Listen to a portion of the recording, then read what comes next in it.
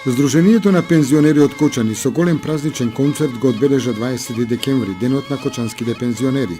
Во големата сала на Националната установа Центар за култура Бели Мугри во Кочани настапија фолклорни групи, пејачи и ансамбли од Здруженијата на пензионерите од Кавадарци, Куманово и Кочани.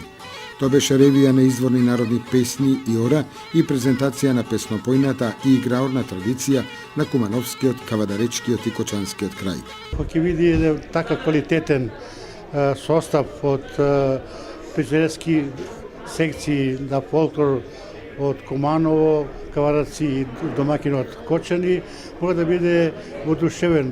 Уште повеќе што навистина беше ова нешто репрезентативно, што треба да биде пример и за другите друштва вака да контактират, да учествуваат на заеднички концерти.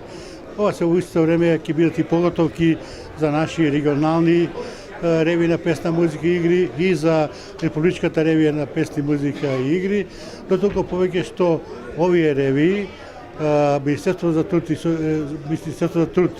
и социјална политика и Министерството за култура на предлог и на проект наш ги прогласија за национален интерес на културата во Република Македонија. Но сам силни впечатоци, поради тоа што програмата беше многу интересна. Не беше само хорови или само фолклорни наступ, него имавме и фолклор, имавме и хорски песни, имавме и столисти, дуети, и тоа изворедни пејачи и исполнители на народни песни.